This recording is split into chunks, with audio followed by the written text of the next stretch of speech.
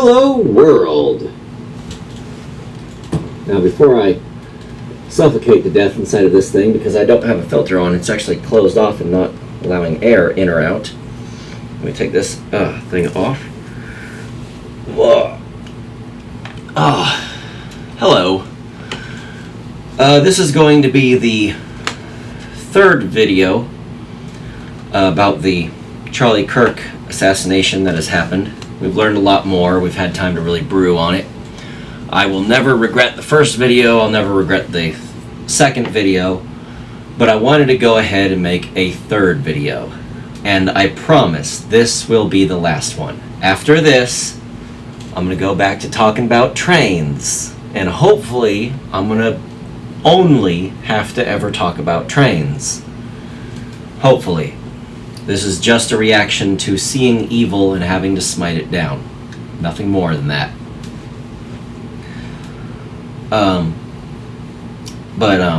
As you can see, I'm all dressed up in my full-blown Fallout garb. Got my American flag and my copy of the Constitution. And I got me a good old gun, a ranch hand. I thought that'd be more Fallout-y appropriate looking than the AR, which this is more like a hunting appropriate weapon because it fires a straight wall cartridge. I'll put it down for now. It'll be something I pick up later in the video when I talk about some amendments. Got my folded flag. I never get to fly that because I don't have a pole. I can't even fly it at half-mast during 9/11, which I really would like to fly that at half-mast during 9/11 because I lived through 9/11. Some of you younger people are like, why does that matter? You didn't live through it. You didn't see the world. You know, I was born in I was born in the 1900s. I'm getting older. And I have my gas mask. Got my copy of the U.S. Constitution. So let me start by addressing my current choice of apparel. Why do you have a gas mask? Why do you have Pip-Boy on? I'm a casual prepper. I'm not a doomsday prepper. I don't got some bunker, but I am prepared for everything that could possibly go wrong. And I like trains, as you can see. And when you like trains, you understand the train and railroad industry. A while back, they had a merger. And that merger involved making quarterly profits, but you can't make a merger profitable to save your life. Mergers are almost never profitable within the first year. Within the first 5 years, mergers are almost never profitable. No two companies can come together and avoid internal buying, avoid all the pitfalls that cause it to not be fruitful. They're using a different brand of forklift. We use this brand of forklift. They use this type of skid. We use this type of skid. There's a tremendous amount of work that is involved in getting companies to be compatible, and in the business deals where the business NPCs are like buy, sell, profit, blah blah blah. They're talking only about quarterly profits. So to make it profitable, when trains come in, there for a while they were coming in with hot bearings. They were coming in with bad bearings. They were coming in with wheels that were clearly showing indications that, hey, I need replaced right now. And their maintenance was already kind of teetering on, are we doing enough maintenance or not? And then the merger happened. All the business people said, oh, yeah, skip on maintenance for a while. It'll be fine, blah, blah, blah, blah, blah, blah, blah, blah, blah, blah. And it caused train derailments immediately. And my area, where I live, there is some nasty stuff on those trains, especially after the derailments. Some nasty stuff started going through, and I'm like, a train full of flammable chemicals, potentially coal, and automobiles crashing on top of red-hot, scalding bearings that could easily ignite something on fire. Yeah, I want a gas mask, so I spent $15 and bought a gas mask. No big deal. It's just something I should have, and something I can only have access to during a time of peace. So this is something you buy before you need it, and then you just laugh about all the times you don't need it and hope that it was a waste of money. Just like my guns, I hope it was not a good investment. And of course I got my Pip-Boy, which is just part of the Fallout theme. And I'll get into why I'll get into why I wore the Fallout theme for all of these videos later on in this video, because I did that for a specific reason. I kind of knew I'd be making multiple videos, and I wanted to make an interesting point, and that point will be made later. So, let's get into the bummer part of this video. Charlie Kirk was born in 1993, which means he is the same age as myself, and he was assassinated.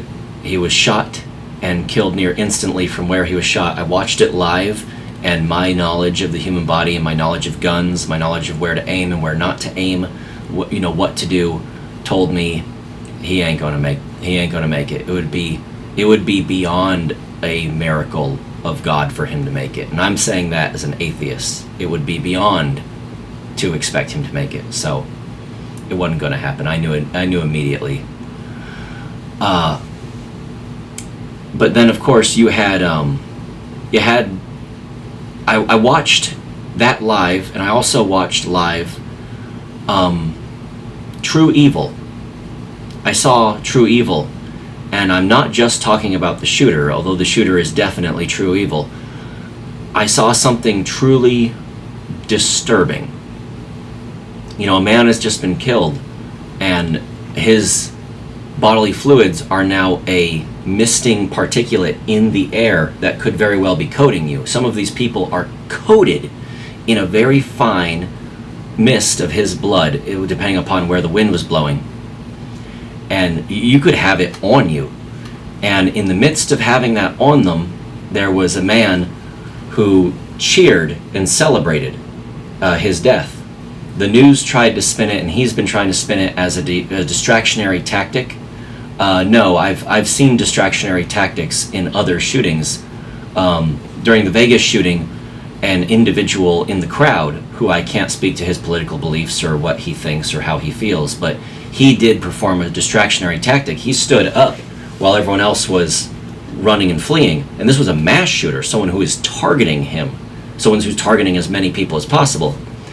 And he flew, I'll put my fist above the camera line for this.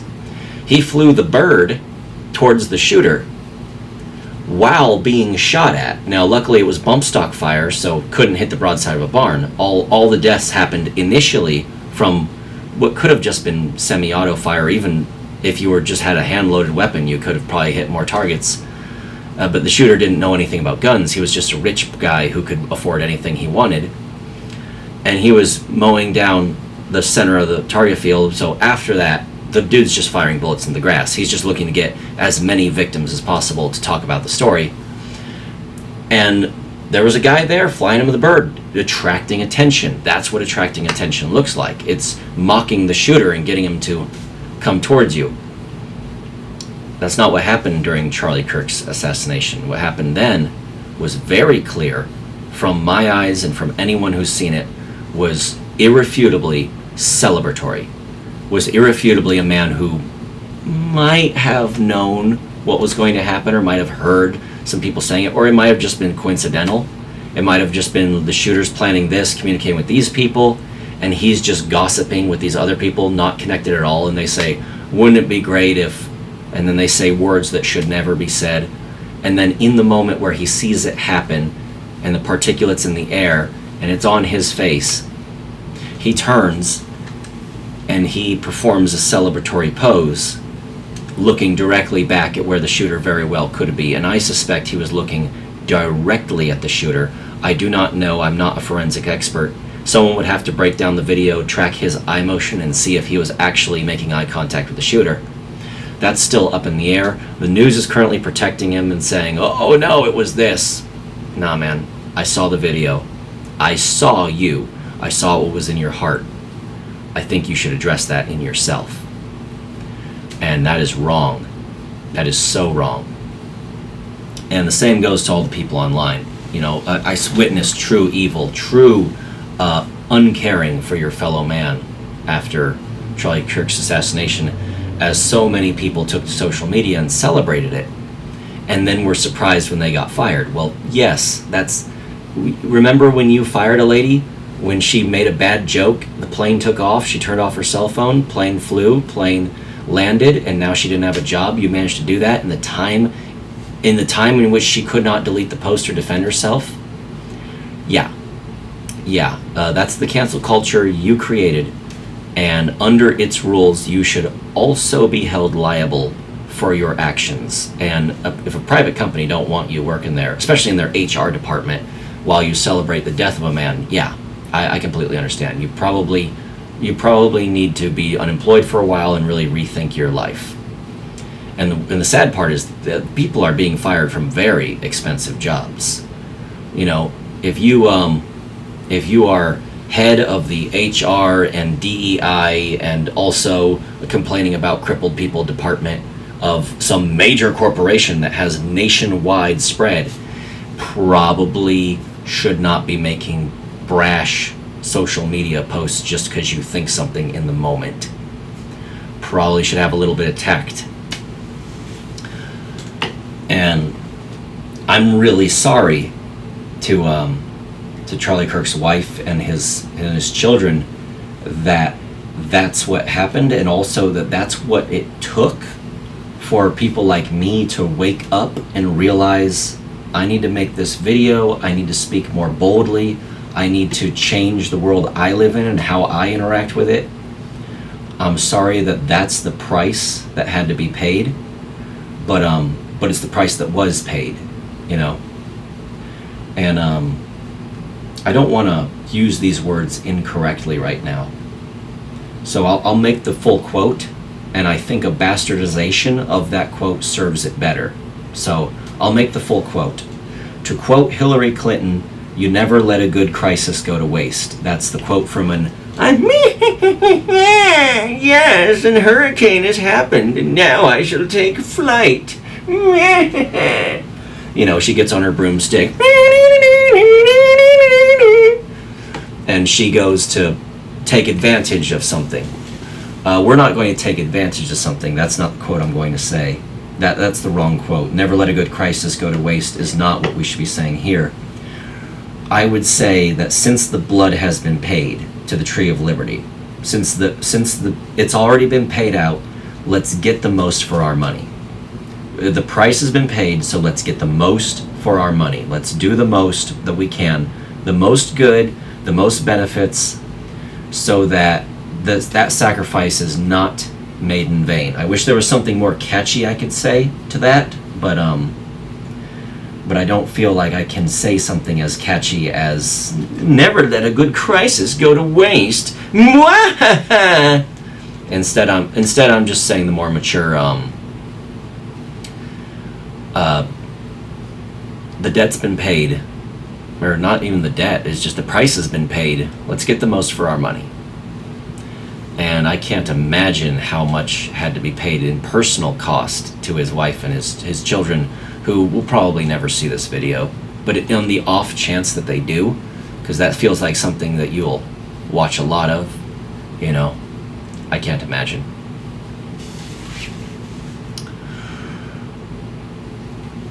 So I'm 13 minutes in, and this is just the pre-ramble of the video.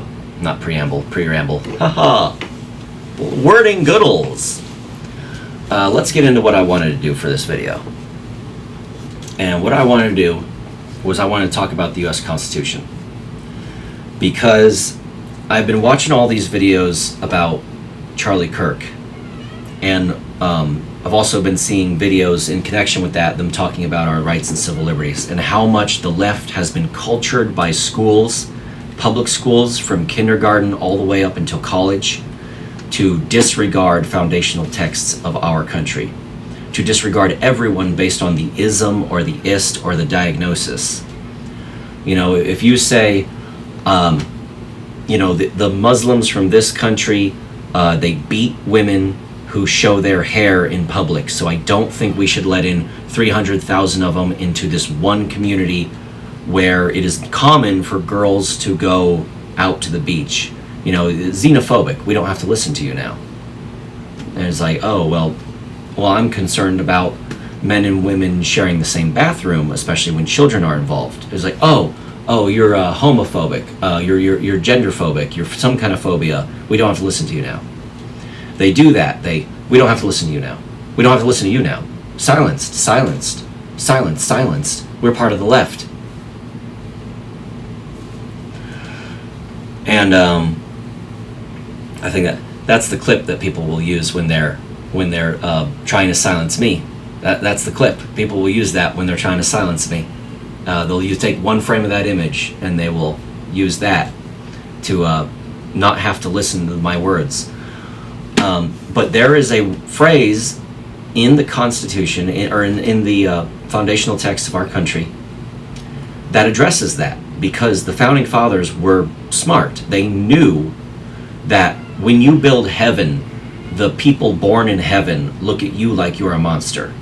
Even if you're the one who built heaven, even if you were the best around at that time, if you construct utopia, the utopian looks at you like you're Frankenstein. You come into there and you're fire bad. And they're like, what is that thing? Why is it allowed in here? Well, yeah, because they're raised in different standards. So the men who wrote the foundational text of our country, like the Constitution, the Bill of Rights, all of that, understood fully that they're not perfect. They had to live in a world where they had to prevent themselves from becoming slaves, where they had to prevent themselves from starving, where they had to prevent other countries from taking over the country they were trying to build. They had to contend with a different game than what we're playing. But they acknowledged that.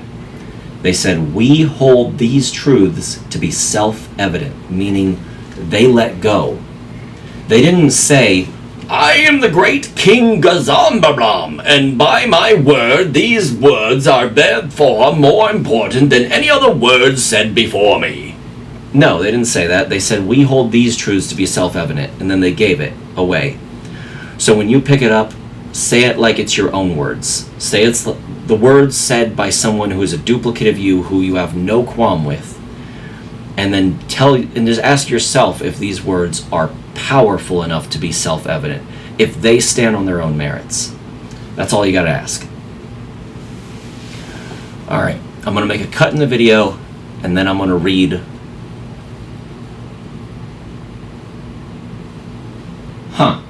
Anyway, I'm gonna make a cut in the video, and then I'm gonna read from the Bill of Rights, because I just now realized I can't find anyone actually reading from the entirety of the Bill of Rights. When I put both my legs up in the chair, it swiveled into this direction, and now I'm facing this way. Okay, so now I'm going to read from the Bill of Rights, because it has come to my attention that many young people are never actually instructed to read the Bill of Rights. They're just referenced that it exists, but they never actually are told to read it. So, in this video, I'm going to actually read the entire thing, not just 3 lines that serve my narrative. I'm going to read the whole thing and break it down for you through my lens. If you want to break it down through your own lens and call me out on something I've said wrong or something I've interpreted wrong, well, that would require you to read it, which you should do. You should not just take it from some guy on the internet. You should read it for yourself and decide for yourself how you feel. And you should do so without the bias of saying this was made by old white Christian men in the past, therefore I won't listen to it. The United States Bill of Rights, passed in 1789, ratified in 1791. Now is the time to pause the video and look up the definition of the term ratified. Congress of the United States began and held at the city of New York on Wednesday, the 4th of March, 1789. That's the date. They wrote it out like in literal word form. The conventions of a number of states having at the time of their adoption of the Constitution expressed a desire in order to prevent the misconstruction or abuse of its powers, the further declaratory and restrictive clauses should be added, and as extending the grounds of the public's confidence in the government will best ensure the beneficence and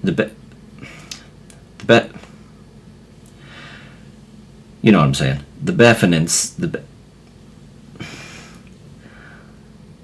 ends of its institution. Now then, ignoring the word I can't pronounce,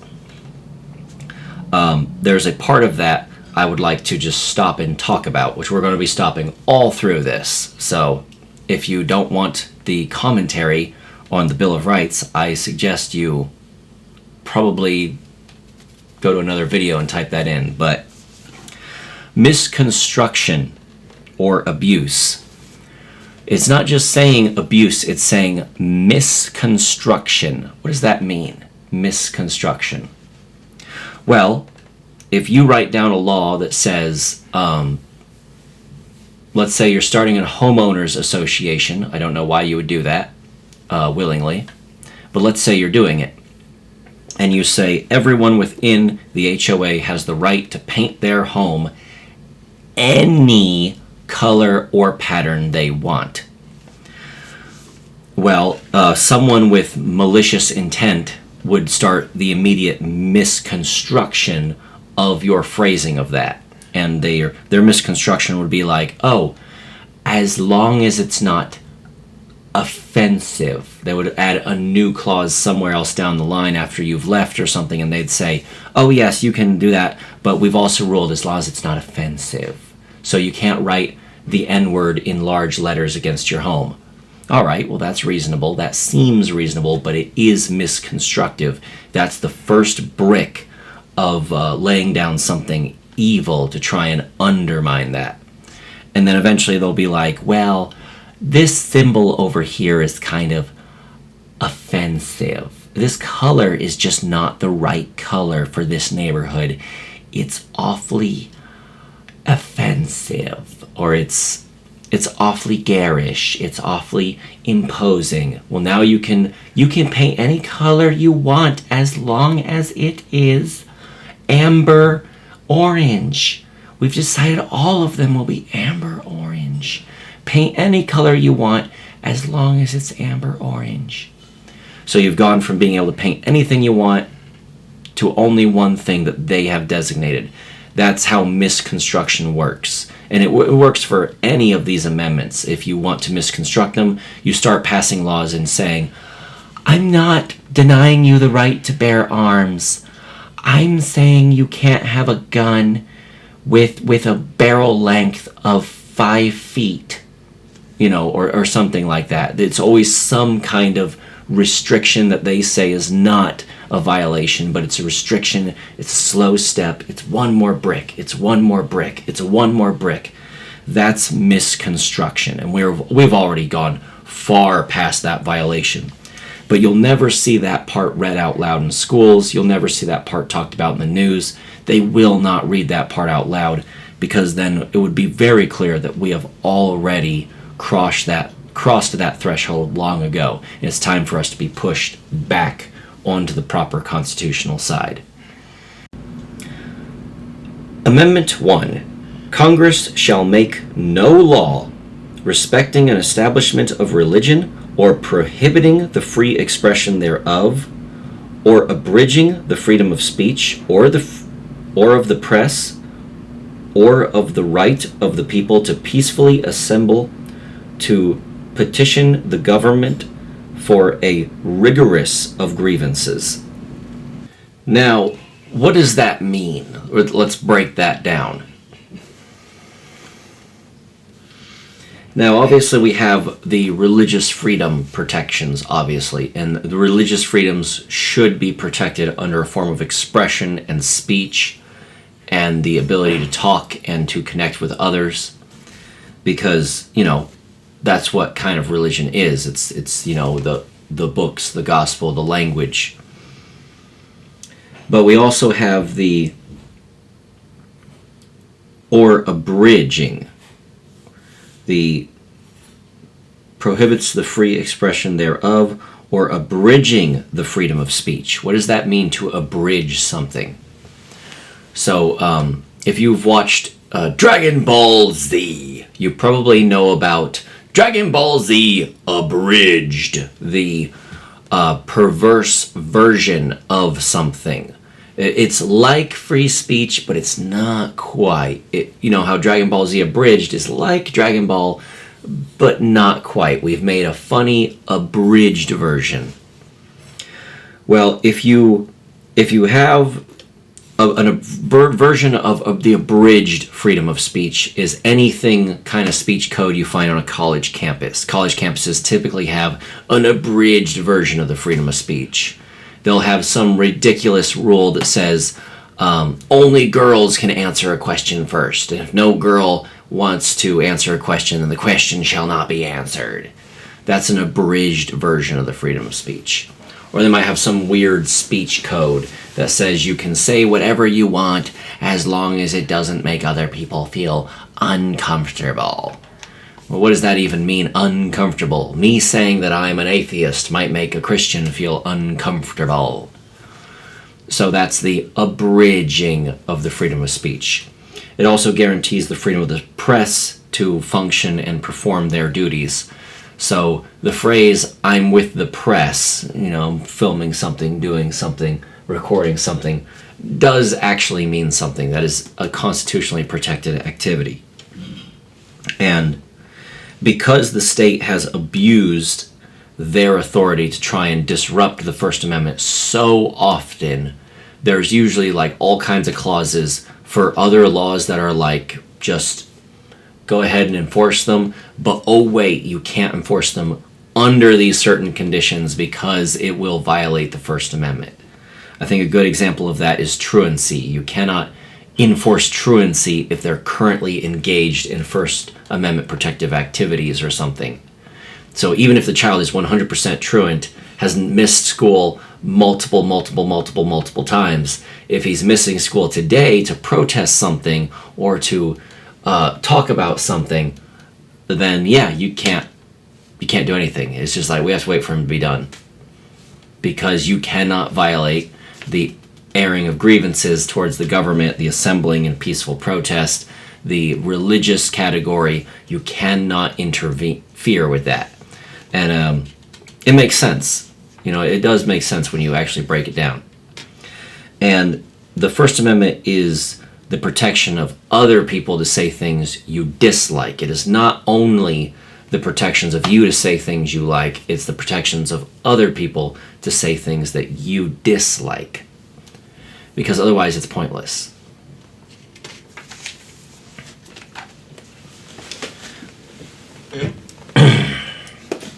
Won't need to hold a gun for the next one. Oh yeah. Because we all know the Second Amendment. Oh yeah, baby. Amendment 2. A well-regulated militia being necessary to the security of a free state. The right of the people to keep and bear arms shall not be infringed. Now then, what does that mean? Let's break that down. But a well-regulated militia, what are they referring to when they say a well-regulated militia? That's the acknowledgement clause. A well-regulated militia being necessary to the security of the free state. That means police, the Navy, the Coast Guard, the Air Force, all of these different state-run militias must exist in order for our nation to remain secure from threats, foreign and domestic. We have to have them. So we tolerate these things. It's the acknowledgement of the state militia. The right, and then immediately after the colon, it is the right of the people to keep and bear arms shall not be infringed. Now keep that in mind. The right of the people. That's who they're talking about with these amendments. And the right of the people is a phrase that you're going to see throughout the entirety of the Bill of Rights. And it's always in reference to us, the civilians, us, the nobodies, us, the poor man, us, the vagabond, the bum, the filthy labor monkeys, ew. That's who they're talking about. They're talking about us when they talk about the right of the people. But the right to keep and bear arms. So arms is any weapon. Arms is not a specific firearm. It is any weapon. And yes, the founding fathers, as I've already said, this is all truths that we hold to be self-evident, so you shouldn't be taking the founding fathers and when they lived into consideration. You should just allow these truths to be self-evident. But the founding fathers were perfectly well aware that guns were developing. Think about it. It wasn't that long ago that guns did not exist, and now guns do exist.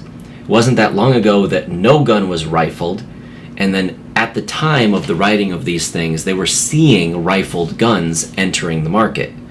The puckle gun was a full auto weapon that the United States government had to talk about whether or not they were going to buy. Are we going to buy this really expensive full auto weapon? And this would have been the equivalent of like buying the space shuttle. It's too new, it's too complicated, too hard to maintain, too hard to find an expert to work on it who isn't willing to like sell the secrets to our enemies.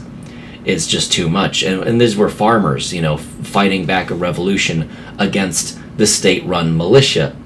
So they weren't going to use top-of-the-line equipment. They were going to use dirty farmer guns to fight against it. So to say that we could only have muskets is ridiculous. It is to keep and bear arms. Now, what does keep and bear mean? Keep means that I can have this. It can be mine. It's not licensed by the state. The state's not giving me a special permit to pull it out of a bank vault for a while. That's stuff that Britain does. Britain does yes, the gun is technically within your possession, but it's owned by the state, and it's to be kept at a special location, and no. I keep this gun. This gun is mine. And now to bear it means to have it. So they can't say, oh, you can have the gun, but only keep it in your home and only in a disassembled state. Nay, nay. To bear the arms means I can have this hung in a rack on the back of my truck. It can be sitting there right behind me in my truck just perfectly fine. It can be sitting in a luggage storage compartment. It can be concealed on my body. It can be on my person. To keep and to bear arms, meaning I have access to it at a moment's notice. Now the final part and the most important part of the Second Amendment. Shall not be infringed. Infringed means to be even slightly or mildly or just a little tiny bit inconvenienced. So if I'm walking down the street and you say, nay, you shall walk around me, and there's a driveway right there, and I'm like, all right, turn, walk, turn, walk, turn, walk, turn, walk, and I've walked around you. I've now been infringed in my ability to walk down the street. That very minor delay was, and it wasn't even really a delay, that minor detour was an infringement. So the right of the people to keep and bear arms shall not be infringed. There it is. You cannot infringe upon any of it. And that includes for muskets, that includes for modern day cartridge guns, that includes like oddball guns that are powered through unconventional means like gas pressure or something like that. That includes laser guns, plasma guns, disruptors, phasers, anything that could be imagined in the future, anything of any destructive force, the main artillery gun of a full-blown tank. If I have a Sherman, the main gun on that tank is an arm that I'm allowed to own, and yes, it does cover cannons. In fact, there's an entire book where the writer of the Second Amendment does clarify that he expects every naval vessel to have broadside cannons of some caliber to defend themselves, not just from piracies and stuff like that, but from the state, so that the state has no clear advantage against its own people. Shall not be infringed. And yes, we have infringed upon that. You look at places like Chicago, where they're arresting people in the thousands with the Glock switches and stuff. Or you look at California with the Glock switches and stuff. Well, what's wrong with having a switch? What's wrong with sticking a little square thing on the back of my Glock pistol and turning it into a full auto fun toy?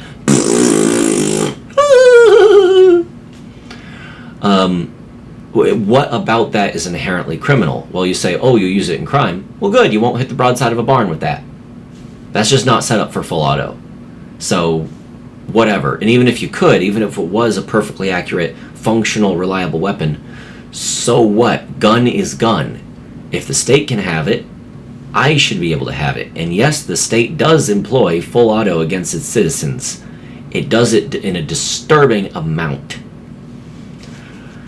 Not to mention the even articulation of, oh, but let's just make this one gun illegal because this gun is so scary.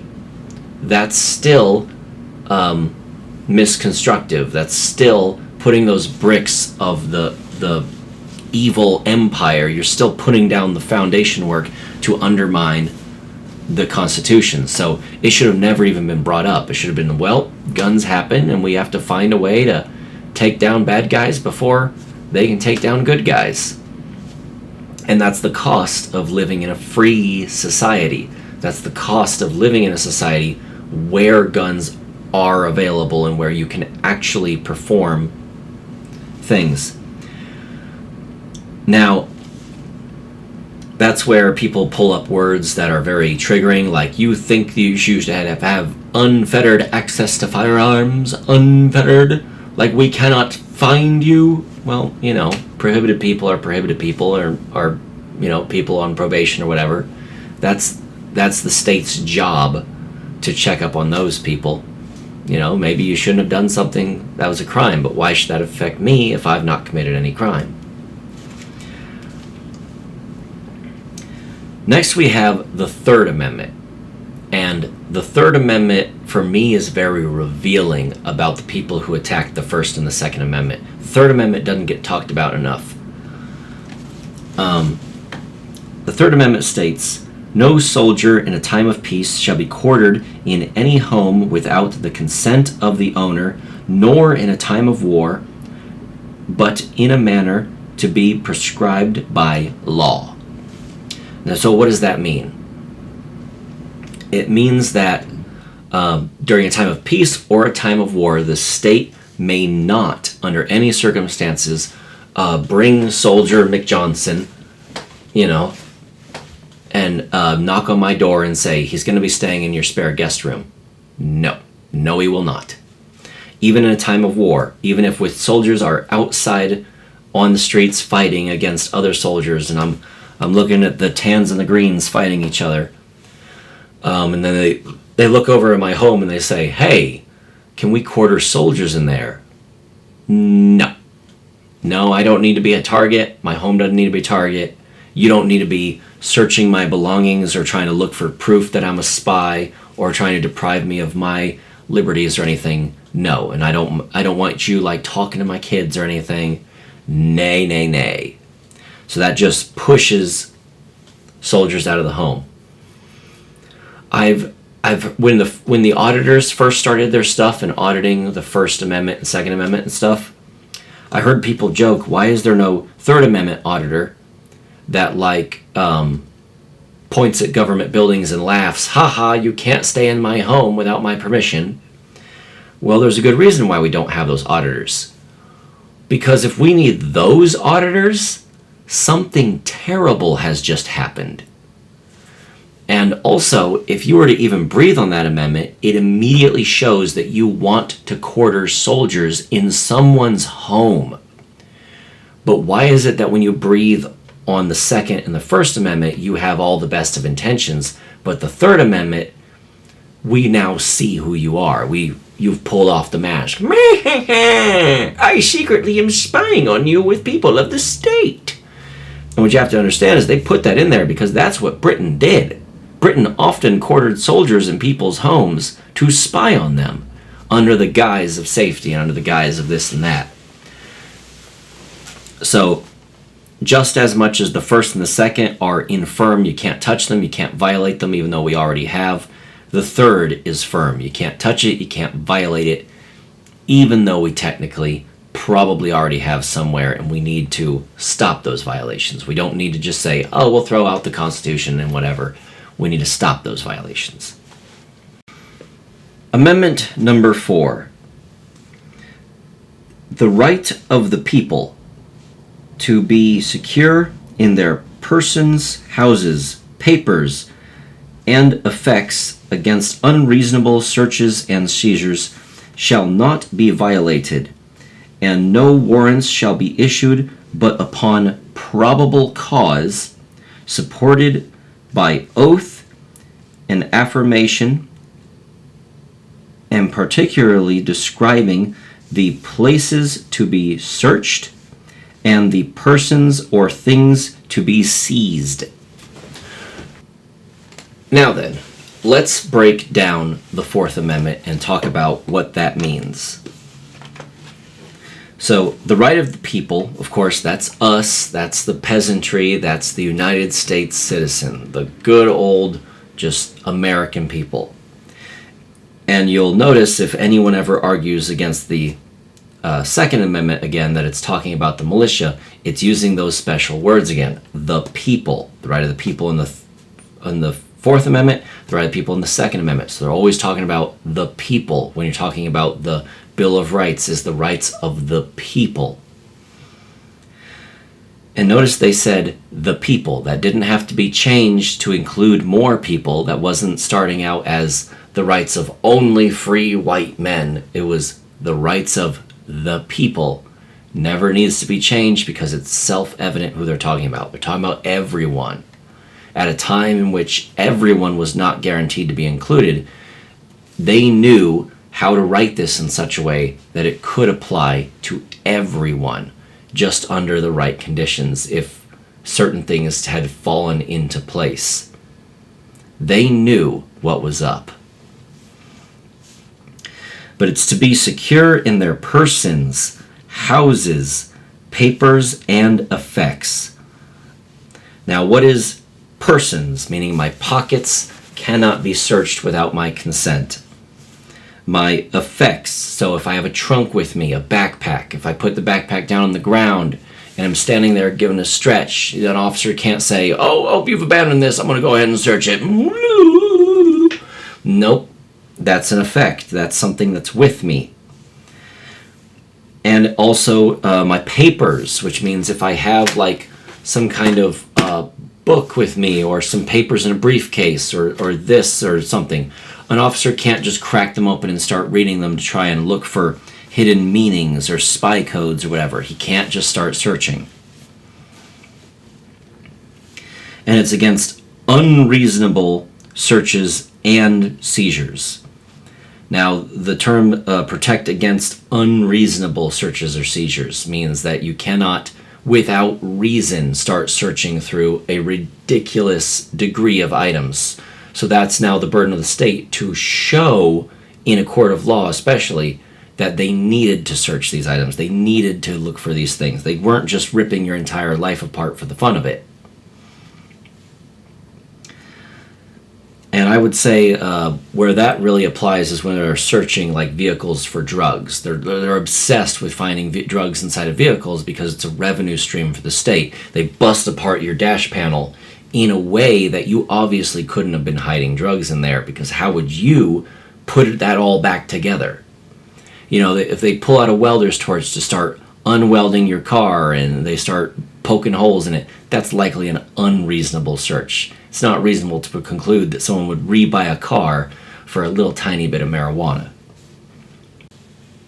Now, it also says that no warrant shall be issued but upon probable cause. So it's your job to articulate probable cause, to say, as an officer, I have sworn under oath and I can say that this, that, and the other is why, so I demand this warrant, and a judge has to look at it and say, I'm willing to sign off on this, that you in good faith, I believe, are telling me the truth, that you believe that there's something in there, go ahead and look for it.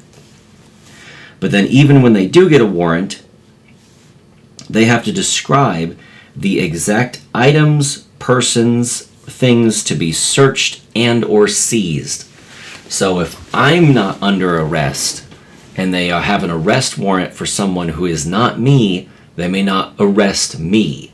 And if this is my home and they live in another home and they only have the kind of sort of feeling that maybe he's there, whoop-de-doo. wait outside my home until he leaves. That's how you'll have to arrest him, or wait for him to be outside, wait for him to be within sight, wait for him to clearly need to be, oh, there he is.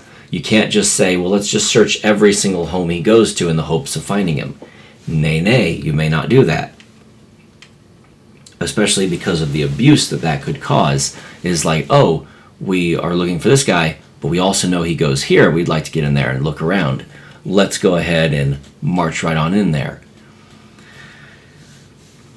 And there's also the particular effects to be searched or seized. So if the search warrant clearly states they're after some information on my pit boy here, they're after this is what they want, and they knock on the door and say, we're here to seize your pit boy, we feel like it has crucial information on it, going to be seized and searched by the state, I can just open up the window, slide the pit boy off, and say, there it is, officer. They can't say, no, well, let's just go ahead and poke around your house anyway. Nay, nay, they may not do so. And this also covers things like serial numbers. You'll see it very frequently where officers will say, oh, for officer safety, we will take your gun off you in something or other. Well, if you pop your gun in a paper bag, if you had the ability to do this, not that I think you can do this, I'm just saying, if you had the ability to pop your gun in a paper bag, roll it up, staple it 3 times, and say, here's my gun inside of a paper bag, they may not secure the firearm by opening up the paper bag, because they're not securing the firearm. The firearm requires a finger to pull the trigger for it to be deadly. If they open up that paper bag, what they are clearly doing is searching the firearm. Well, what's the difference between searching the firearm? Well, what they might be doing is they might be writing down some of the numbers on the firearm. They might be trying to extract some kind of shell casing or extract fingerprints from it, or they might be trying to search it in some way that is beyond them disarming you for the interaction or to figure out your ID or whatever. They're doing something more than what is constitutionally allowed. The Fifth Amendment. No person shall be held to answer for a capital or otherwise infamous crime unless on a presentment or indictment of a grand jury, except in cases of the land or naval forces or in the militia, when in actual service in a time of war or public danger, nor shall any person be subject for the same offense to be twice put in jeopardy of life or limb, nor shall be deprived of life, liberty, or property without due process or law, nor shall private property be taken for public use without just compensation. Bit of a mouthful on that one. Now, what does that mean? What does it mean to plead the Fifth Amendment? A lot of people think that the Fifth Amendment is solely the right to remain silent, and that is a mischaracterization of it. Whoever is running around, probably some leftist wingwong, who's putting down bricks that say it's only the right to remain silent, wrong. It's more profound than that. So, it means that you can't be held accountable for a infamous or capital crime unless you are put before a grand jury. They must provide you a jury trial. Now, it does have an exception in cases of the naval or armed forces. So that means, or in the militia. And what is the militia? Police officers are the militia, So you can actually be denied a fair trial by jury a little bit if you're one of the state zealots marching as to war and trampling upon the rights of others. Suddenly, you kind of don't have the ability to avoid being tried a little bit unfairly because you have special powers as part of the militia, part of the police force, part of the Army, National Guard, etc., etc., etc. You're carrying a gun. You might execute citizens. That means that you no longer have part of the Fifth Amendment protecting you. And that's how it should be, because you're now a member of the state. It also said, and this only really applies during a time of war or public danger. during a time of war or public danger is when this engages. If we're in a time of peace and you're just like a member of the Army Reserve, you're sitting there sipping Kool-Aid, you're accused of speeding or something, now you have to be tried like a normal citizen because you are caught as a normal citizen doing normal citizenry stuff. Not really part of the Army's code of conduct.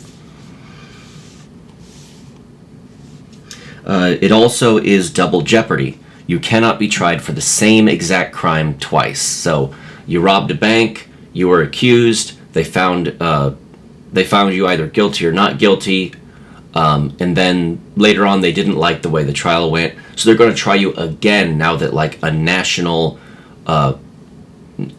consensus has been more reached, and they're like, we'll try him again, see if it sticks this time. Nay, you may not do that. Continuing on, we also have the you can't be held as a witness against yourself.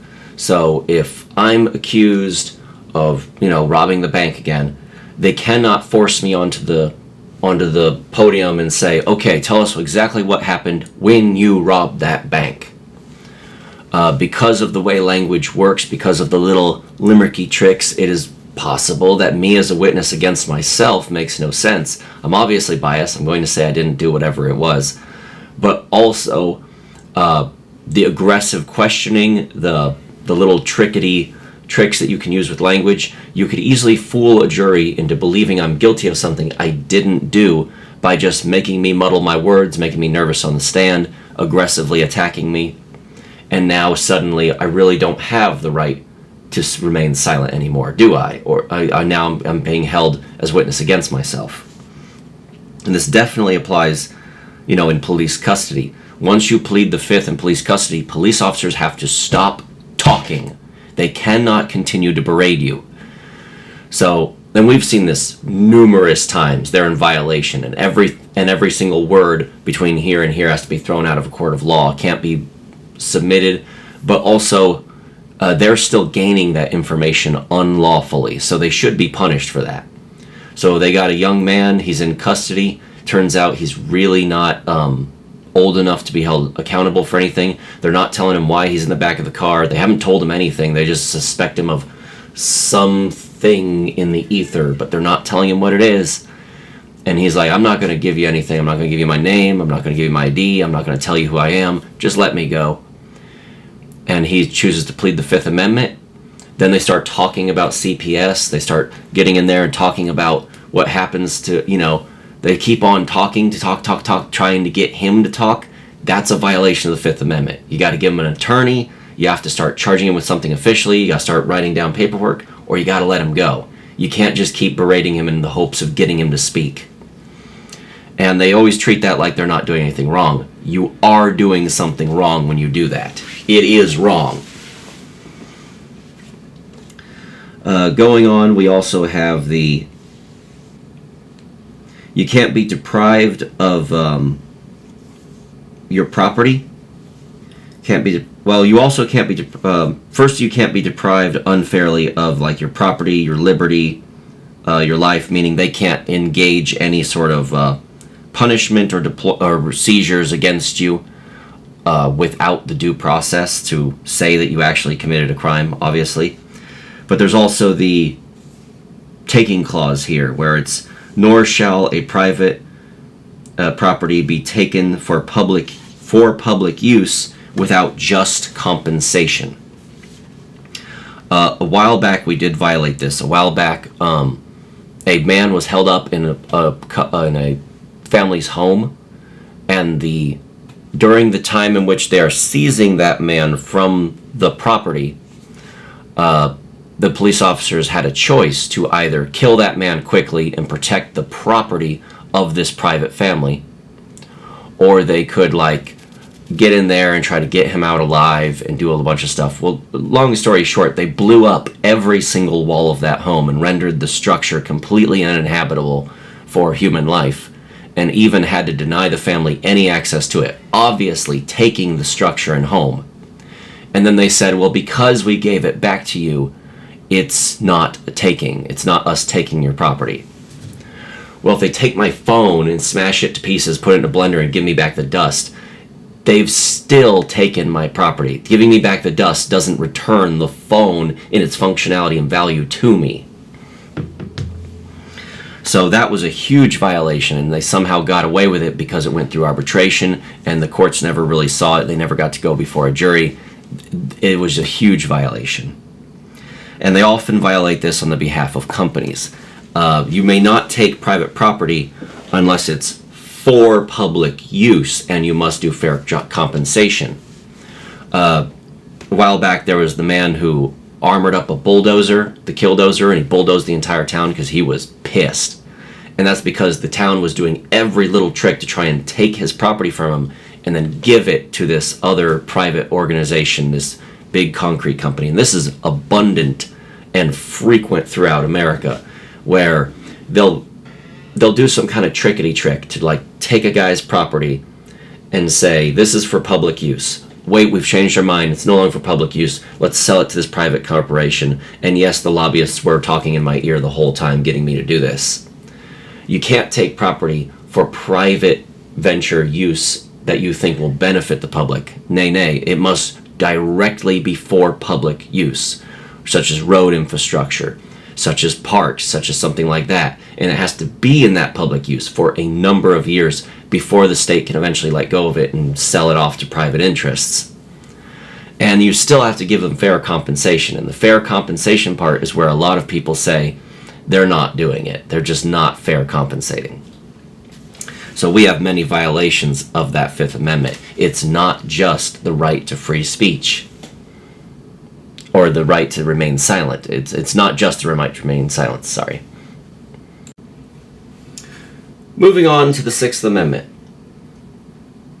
In all criminal prosecutions, the accused shall enjoy the right to a speedy and public trial by an impartial jury of the state and district wherein the crime shall have been committed, which district shall have been previously ascertained by law, and to be informed of the nature and cause of the accusation, to be confronted with the witnesses against him, to have compulsory process for obtaining witnesses in his favor, and to have the assistance of counsel for his defense. So what is that? What is the Sixth Amendment saying when it says all of that? Let's break it down. So, you have the right to a speedy and public trial, which means your trial can't be like hidden in a back room far away from public view. You can't have a kangaroo court trial where the media and the state can't, or where the media and the people can't like not see it, or can't see it. You have to have the ability for just reasonable people to sit there and be like, oh, I'm going to report this in the daily newspaper. That way the court system can't do something ridiculous and try to get away with it like sneakily. Have we violated that? If we have, we wouldn't know about it, would we? Because they would have hid it away and then put a guy in prison without a public trial. You also have the right to a speedy trial, which means you can't just constantly put it off for another 6 months, put it off for another 6 months, put it off for another 6 months, which we are definitely in violation of that. We're definitely in violation in the civil courts of that, but we have been in violation in criminal courts before as well, where they just keep putting it off, keep putting it off, keep putting it off, to the point where it makes no sense for what you're being tried for. There's a guy accused of stealing a backpack. He stayed in police custody in jail for 3 years before they eventually decided to turn him loose and say, you know what, we're not going to try you for this. We're not going to charge you. Did he steal the backpack? I'll never know. I mean, no one will ever know. It hasn't been gone to trial. You can't know that without a trial. Was it worth it to keep him in jail for 3 years on stealing a backpack? No. 5 meals and that's it. The backpack's value is completely moot versus the value of the state. What you should have done to resolve that is just pay for the backpack, tell the guy not to do it again, and then go about your merry way. Why would you keep him in jail for 3 years? Doesn't make any sense. And of course, he was never tried for that. He was never found guilty of anything. He was just in jail. Just directly in jail, stayed there for 3 years, got out. Now, unfortunately, he can't, pursue any justice against the state, because after that 3-year time in jail, he took his own life afterwards. So, that's unfortunate. You also have the right to be tried in the state and district where the crime was actually committed. So if I'm committing some kind of crime with a firearm, and I'm in a place that is very firearm positive, who's like, we're hard defending the Second Amendment, you cannot move me over to California or Chicago or New York to then try me so that my appearance looks more redneck to them, or my accent sounds more ignorant to them, or my use of a firearm seems more ignorant to them. You can't try me away from my peers. You must try me where I committed the crime, in that area, so that the people most involved with peace and order in that area are the ones passing judgment upon me. Now, if I commit a crime in New York, then yeah, I'm going to be tried by a New York jury. But if I commit a crime where I currently live, then those are the people who are going to be the jury who tries me. Next part. I am to be informed of the nature and cause accusation. Yeah, I'm to be informed of the nature of the crime I've been committed. Now, some people read that as though it only applies to the court system, as though you only have to be told what you're being tried for once you are in custody, arms behind your back, and finally put before the judge. That is insufficient, because in this same amendment it says that you shall have legal counsel for your defense, and having legal counsel means you have to actually be able to use the attorney. You have to actually be able to engage your legal defenses and know what you're being charged with. So when you're pulled over and you are in the car, you got your hands on the wheel, you're like, yes, officer, what can I do for you for? And he says, go ahead and give me your ID and then I'll explain it. Nay, that is a violation of the Sixth Amendment. It is my Sixth Amendment right to know the nature of the crime I'm being charged with. Is he charging you with just a minor traffic infraction? You don't know. Is he charging you with a felony misdemeanor or something of that nature? You don't know until he tells you. So until he gauges his legal authority to obtain your ID, you really shouldn't hand it to him. You can present it and be like, yeah, I have my ID. You gonna tell me what I'm being accused of, or am I gonna put my ID back in my wallet? And now the police officers will get mad like rabid dogs at that and go, I don't have to tell you nothing. But that's the first brick in tyranny.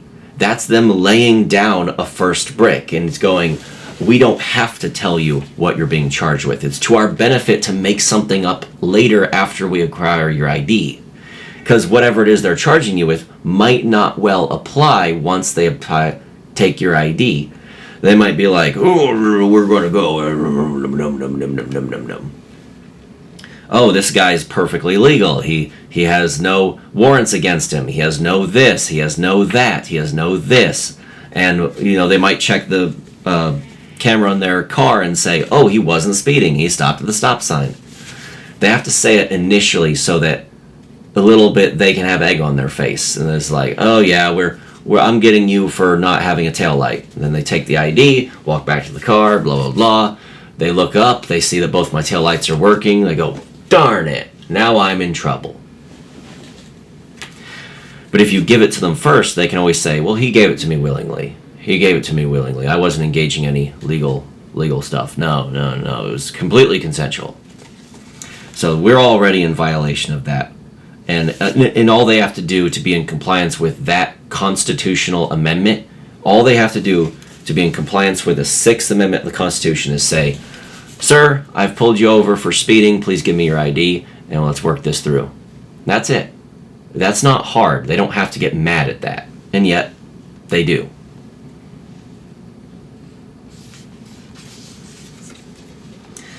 Now then, I also have the ability to obtain witnesses to my benefit. So that means that if some rich person was a witness to me getting stabbed, and he's like, "Oh, I'm so rich, I don't have time to point fingers at filthy labor monkeys. Oh." Nay, nay. I have the right to obtain him as a witness. He must show up. He must present his testimony to the jury. He has no choice in that. And of course, I have the right to an attorney. I have a right to an attorney to my defense. So I won't be going into the legal system with no extensive knowledge of what the Founding Fathers knew would be book after book after book after book of legal doctrine. I have the right to my own attorney who will assist me in understanding the law and how it has been applied to the case. And that goes more into me knowing my accusation initially, because in order for me to obtain an attorney quickly and then begin talking to him about what we're going to do on this case, I have to know what I'm being charged with. Otherwise, my attorney's useless. He can't build a case to my defense without knowing what I'm charged with. Next, we have the 7th Amendment. Now, this one is one of those amendments that's more profound the more you read it and understand it, and it's usually glossed over by things like 5th grade teachers. They don't want you to know this. They're laying down those initial bricks of misconstruction, so they just gloss over it. In suits at common law where the value of controversy shall exceed $20, the right of trial by jury shall be preserved, and no fact tried by a jury shall be otherwise re-examined in any court of the United States than according to the rule of common law. So, what this basically says is if your fact of controversy is over the value of $20, you have a right to trial by jury. You have a right to see your peers and for them to put upon you, "Oh, we think this, we think this, we think this." And a judge, it really controls the judge's ability to go, "Oh, well, the jury said this, but we really need this to be the outcome. So screw whatever the jury said, screw the facts of the case, screw whatever. I'm just going to bang my gavel and make it so because I'm so special." This controls that. And they can't just take it to another court and re-examine the evidence over there. It becomes harder and harder for them to ignore that initial jury. And what's really profound is it actually, and this is only something engaging now, it wouldn't have been relevant prior. It kind of, the fact that there is a set sum amount of $20 and not like an arbitrary amount, if the financial amount is burdensome, that would be too vague, too broad. The amount is $20. The more they inflate the US dollar, the more this amendment would engage for more and more small grievances. If $20 becomes something you just used for a fun-sized candy bar, well, now we have to have entire court cases for fun-sized candy bars. That's not a burden on the people, that's a burden on the state. So it's the state's job to prevent that by making our money more valuable. If $20 is the price of a car, and I only have a jury trial, in the event that I have an entire car's worth or whatever, a right to it, that's kind of awesome. Our money is worth a lot more. So, I know that was probably not the intention of this amendment, but it does engage that. When the amount of money is only $20, unless you want this amendment to be more powerful, stop inflating our money. Now then, let's move on to the 8th Amendment. Excessive bail shall not be required, nor shall excessive fines be imposed, nor cruel and unusual punishment inflicted. That is definitely a short, sweet, and to the point amendment. So what does it mean? Well, excessive bail, you get arrested and you have bail to re-enter the public while you're awaiting your trial to be arranged and put against you. You can have bail denied, of course. You can say that, you're too dangerous, this is too egregious, you're too much of a flight risk to have bail be imposed. But the bail has to be reflective of what you have committed. You stole a $35 book, probably not going to have bail exceeding that of $100, because it's a $35 a grievance that is an issue. You're probably not going to have a cajillion dollars of bail. That would be ridiculous. Same for excessive fines. You've committed the act of littering, you've put a bottle on the ground. That's not worth $8,500 in fines. No, that's maybe a $50 fine or something like that, just as a slap on the wrist to make you stop doing it. It doesn't need to be anything more than that. $50 might even be a lot just for littering one time, who knows. It needs to be reflective of what you've done. Driving while on your cell phone, although I'm completely against the cell phone driving laws, because I've seen the state already misuse them. Assuming they're used properly, which they're not, 90% of the time they're probably not going to be used properly. But assuming they are, and you're driving with your cell phone up, and you're causing a grievance on the roadway, the fine has to be equal to the potential danger that you caused, to the potential grievance that you caused. Which, don't drive with your cell phone, moron. Shouldn't have to be making laws about that. Don't give the state more power. And the final part is cruel and unusual punishment. That means that we can't have excessive, ridiculous punishments, even if you've committed heinous crimes. We cannot, make the people happy by the suffering of man. We can't make ourselves happy by the suffering of man. It's inhumane. You can't do it. It's cruel and unusual. So let's say we got someone who we know absolutely must be punished severely. We got a chomo. We're going to put the chomo in the wood chipper. We're going to put him in feet first.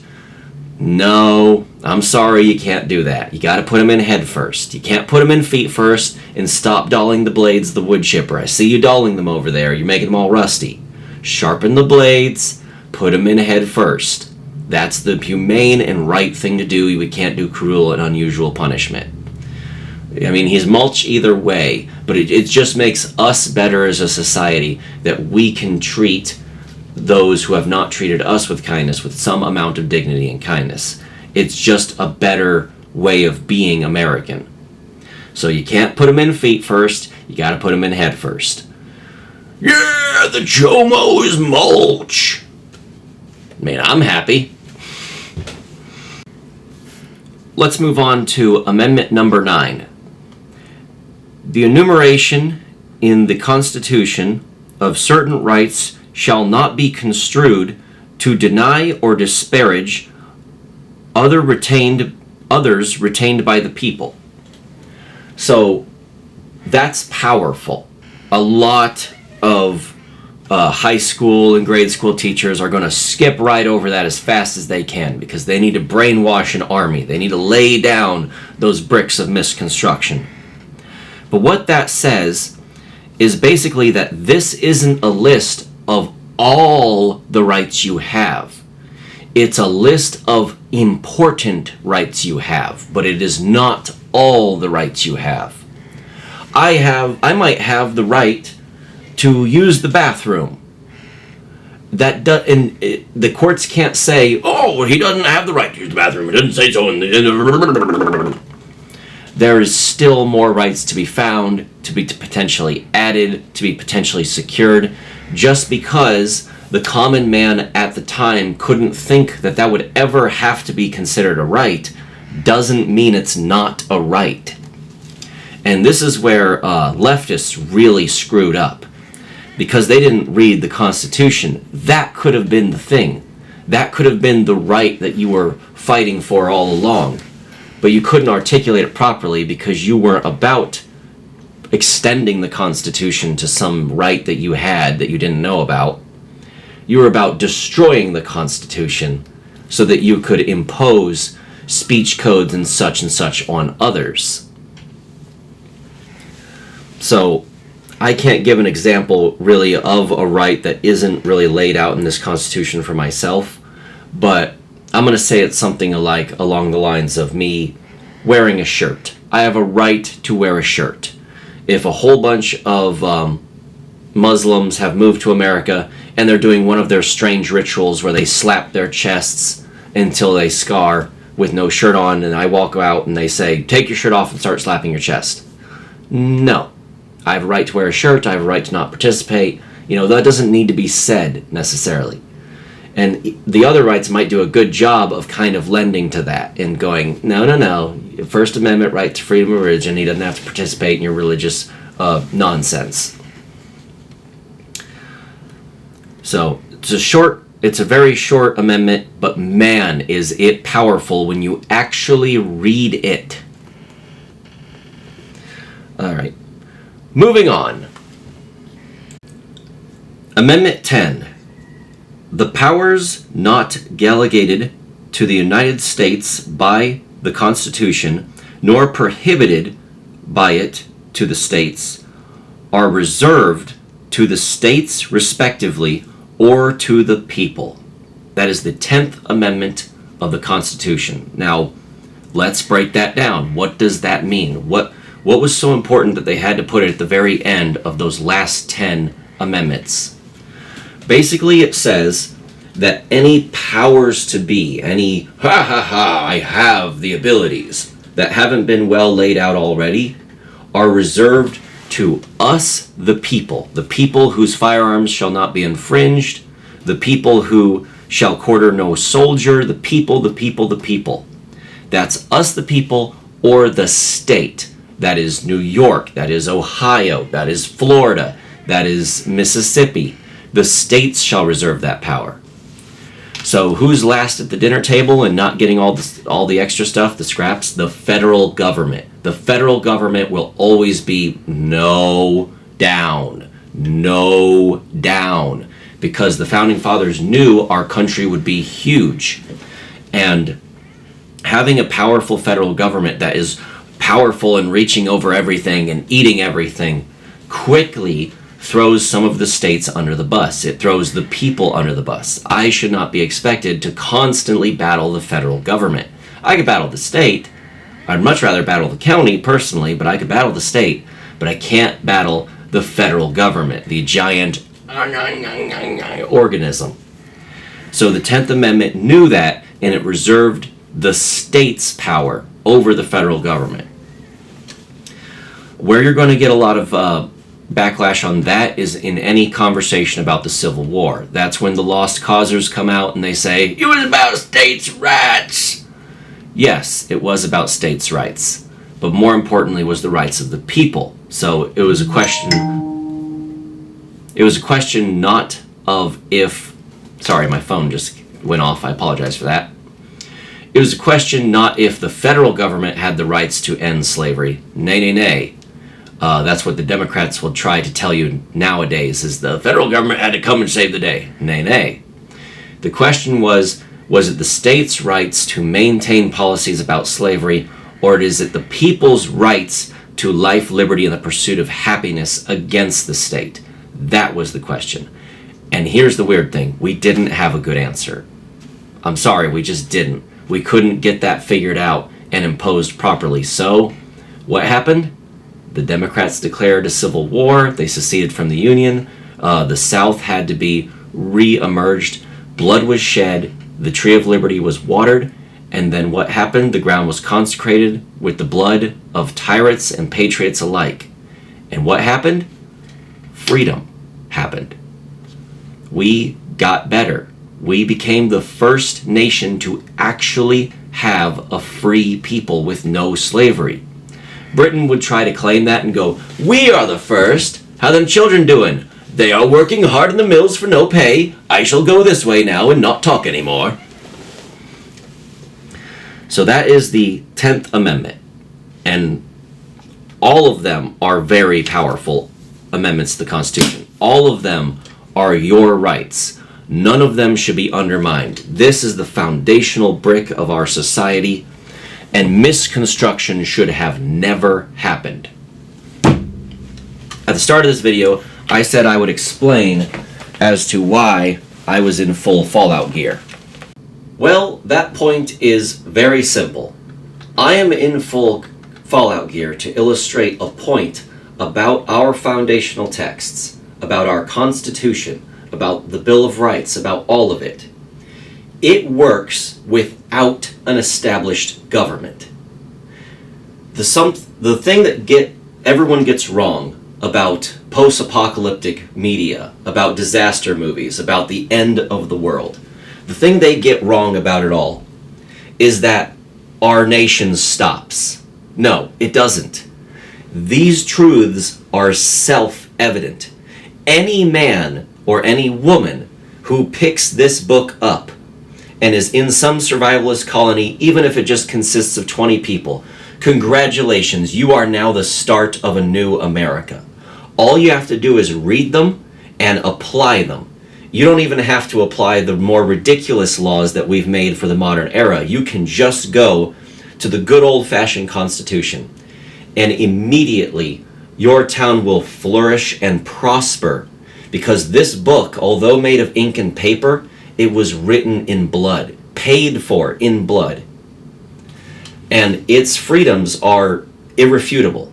You don't need to concern yourself with whether or not you agree with the stance of George Washington at the time he wrote this. You don't even have to agree with him as a person.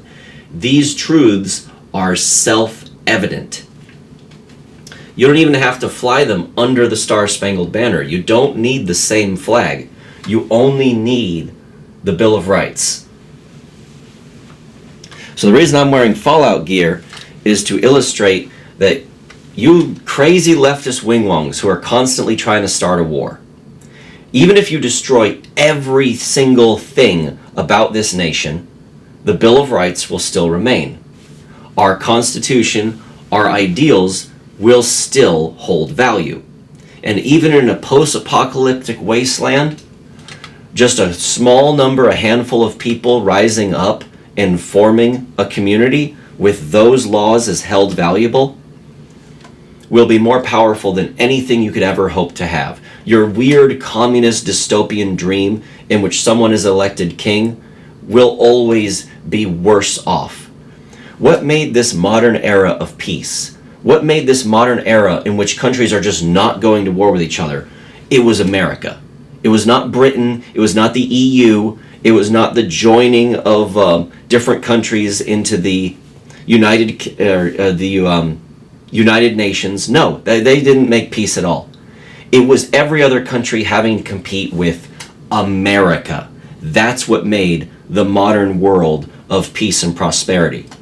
Because if America was suddenly gone, Russia would just go to war with every single country around them. China would just start firing nukes, and Australia would have to find someone to fight, but that would be hard because they'd have to swim. That's just how it works. Britain would immediately go back to the old British Empire, give all the power back to their queen and king, because all of their beliefs are dependent on people who are still alive. All of their beliefs are dependent on what Vladimir Putin says, what the queen says, what the king says. Oh, these truths are important because of a man who said so. We don't run on that. We hold these truths to be self-evident. And when we say it is, under God, we're saying it's under the ether. It's under the other, the thing we can't describe. Yes, we are a Judeo-Christian culture, and I rather like that we're a Judeo-Christian culture. But if these facts were held as self-evident and applied wholly across the entire world, everyone would prosper under their gain. That's how powerful they are. My final message is directed towards Charlie Kirk's children and his family. Charlie Kirk was as old as I was when he died. I was born the same year as him. And that has not been lost on my family, myself. My mother had a moment in which she imagined a tiny Charlie Kirk hand just as much as my hand holding hers. And that was deeply upsetting for her to imagine that someone like that could be assassinated just for saying similar opinions to myself. She wondered if I'm in danger, if one day by making this video I might be, red dot, taken out. And I said the only thing I could say to her was, maybe. But I'll not be afraid. I'll not live in fear. I'll not disgrace the entirety of everything I've ever had just to feel safe in the moment. Nay, nay, I shall not do that. So this final message is to his wife and his children. I am very sorry for what it took to motivate me to make videos like these 3 videos. I'm sorry for what it took to get us to wake up and for the turning point to actually be established. But I can assure you, this is the turning point. This is the point in which America goes in the other direction. We are ripping up the foundation of misconstruction, and we're dusting off the foundation of our most core beliefs. These are the bricks of our society, not the crappy bricks of give me your ID, we'll talk about it later. Don't say that because it's offensive. What's more important are the feelings of marginalized communities at the time of their feelings. No, those were the bricks of misconstruction. What all they needed was the proper bricks of our society, the actual things. And hopefully this will be the last video I ever make on the subject. Hopefully you won't need the atheist Charlie Kirk. Don't tempt me though, because if there's one thing I love, it's making people angry. And trains, I really like those. This should be the last video. Thank you very much for watching. I'm really sorry that it had to be under these conditions. I'm really sorry for the tragedy that has happened to our nation and the rights that were degraded and everything. At the time of making this video, they're debating upon whether or not Charlie will be placed into the circular hall of... It's where we place like presidents that have died and stuff, and very few people have been placed there. I think he should be placed there. Not because of necessarily who he was, but what his death meant to this country. He was in a university. He was killed for his freedom of speech. He was killed for advocating for ideals we had abundantly just a few years ago. That's wrong. That's absolutely wrong. So I'm truly sorry that this is what it took for us all to wake up. It was a very steep price, but the most we can do is honor it and allow the tree of liberty to grow and allow us to benefit from what we've already paid. So that'll be the last thing I say. Thank you very much for watching. Do not be afraid of anyone trying to silence you. Do not be afraid to speak your mind. And if you're a leftist wing-wong out there who was in the past evil and malicious, and you only sought to violate others and silence others and make yourself feel good in the moment for your own mental illness, if you were a soldier to this unhealthy campaign against our civil liberties and you decide that you don't want to be that anymore, forgiveness is abundant. You can absolutely adopt the proper foundational bricks of a society and you will be welcomed as my fellow American, no problem. But if you continue down this road of misconstructing our Constitution, of continuing to celebrate when people die, of continuing to be evil, I don't know who you are. You're not my fellow American. You're just a stranger to me. Sorry. Come back when you've decided to change. And if you really want it to go to a violent area, I would heavily advise against that. One side is more willing to defend what matters to them than the side that lashes out because they're angry. So I would say that's the losing side.